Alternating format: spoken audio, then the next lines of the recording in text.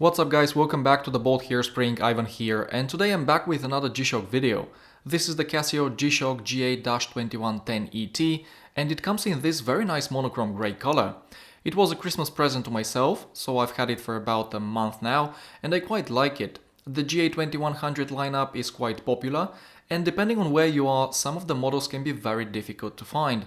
On top of that, this particular reference appears to have already been discontinued, which is really unusual as it's been in production only for about a couple of months.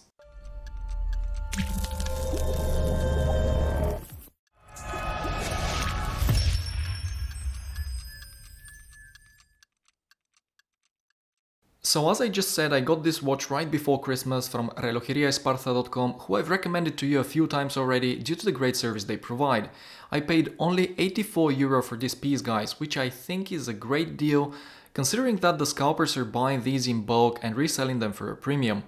And while I think this watch is fantastic, I don't think anyone should pay more than retail for it, which is about €110. On eBay this grey model goes for €200, and excuse me, but for that amount of money I would rather save a bit more and get a GST B200. But if you're looking for GA2100, check the link in the description below, as relojeriaesparza.com has a few in stock and they ship worldwide. However, they don't have the grey one as it appears to have been discontinued. At least that's what G Central reported a few weeks ago. Nobody knows what's the reason behind this decision, but my guess is that unless they have a manufacturing problem, then it's probably a strategy to make this lineup even more popular and desirable. A move that I don't like much, so I really wish I'm wrong. Anyway, let's talk about the watch and its specifications, starting with the dimensions. The case diameter is 45mm, the lug-to-lug distance is quite compact, 48mm, and typically G-shock watches are over 15mm thick, but the thickness of this one measures a bit less than 12mm, so correct me if I'm wrong, but as far as I know, this is the thinnest G-shock ever made. And thanks to its all resin case and bracelet and the carbon core guard, this watch weighs only 51 grams. Here it is on my 17cm or 6.7 inch wrist, and I can tell you guys that it's very comfortable, I can barely feel the weight, and it looks pretty great in my opinion. I do think that people with wrists as small as 15cm won't have any wearability issues at all. For a size comparison, I have my GW6900 here, which is significantly bigger. It's 53mm wide, it's also much thicker, almost 18mm, and of course it's much heavier, but it's a great piece nonetheless. It cost me only €150 from eBay, it came straight from Japan, it's solar powered, multi-band 6, and it has this fantastic combi bracelet. All I'm saying is that if I had to overpay for a GA2100, I would rather get the 6900, or as I said before guys, save a little bit more and get a GST B200 like this one. The B200 is just better in every aspect, it looks and feels more premium, and it has more features. I have reviews of both watches on my channel, so you can check them out later if you want. Once again, the GA2100 models are great, for about $100, but for 150 or more, there are many other options for you to consider. I guess one of the things that make these little G-shocks so popular is the octagonal shaped case design.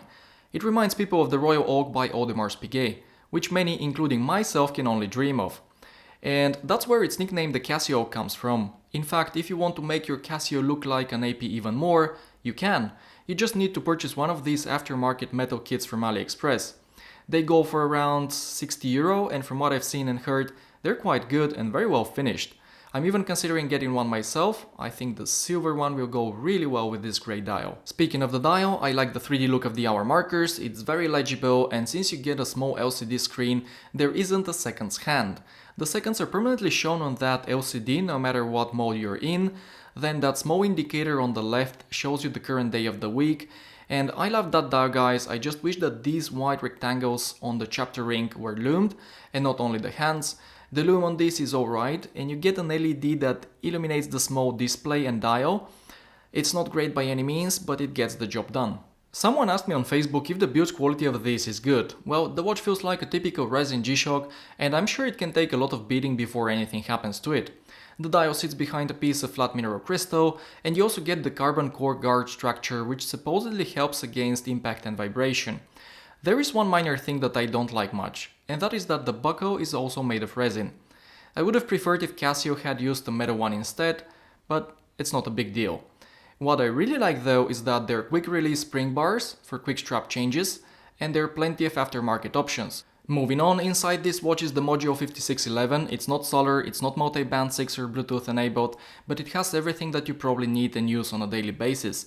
The battery should last you a good 3 years if you don't mess up with the functions too much, and if you're like me who has a bunch of watches in your rotation, then it might last even longer. However, if Casio could put a 10-year battery in this €35 world timer, then I guess they could have put a longer lasting battery in this one. Just saying. By the way, this watch, guys, is known as the Casio Royale. It's my beater in the true sense of the word. It's about 3 years old and I wear it in the gym, I take it swimming in the sea, in the river, and it just keeps going. Can't recommend it enough. But anyway, let's go back to the features of the GA-2110. So pressing the mode button once takes you to world time. I have mine set to Bangkok. Next you go to stopwatch, all the info is shown on the digital display. In all those modes it's easy to read. The reset is done by the settings button. Next is the countdown timer, you operate that one the same way as the stopwatch. And the last mode is the alarm, where you can set up to 5 different alarms. Press the mode button one more time and you're back to timekeeping mode. Here you can cycle between the digital time and the date by pressing the start button. One cool thing that pretty much all Ana-Digi G-Shocks can do is to move the hands out of the way of the display. You can do that by pressing the light and mode buttons at the same time. It can be easily done with one hand while the watch is on your wrist, so if you plan to use the stopwatch, you'll really appreciate having this feature. As far as the negatives, there isn't anything I can complain about besides what I've already told you. I would have loved if it had a longer lasting battery and that the pin buckle was metal instead of resin, but other than that, it's a great affordable G-Shock. I really like this grey color, but you may also want to consider some of the other color options.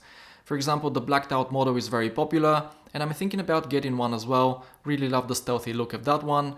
Then it's fairly easy to find the red one and the black with camo bezel models, which also look pretty cool. And there isn't much more I can tell you about this watch, guys. My recommendation is that if you can't find it at retail, just go for something else or wait until Casio releases some new color options, but don't pay a premium unless you really want it. As I said before, it really bothers me that people buy these simply to resell them for double the price. We are seeing the same happening with PC graphics cards, CPUs and the PlayStation 5, and as I said, I just really don't like this practice. That being said, thank you so much for watching, everyone. If you enjoy my videos, a sub to the channel would be amazing. There are quite a few cool watches that I will be reviewing in the next couple of months. There is a Rolex review in the works and I'm also trying to get the new full metal square G-Shock in red. Hopefully I can get one as soon as it gets released. From what I've heard, it's going to be a limited edition, so I'm very excited about it. I have the gold one, but if you've been watching my videos, then you know that red is my color. So yeah, stay tuned, guys, take care, and I'll see you in the next one.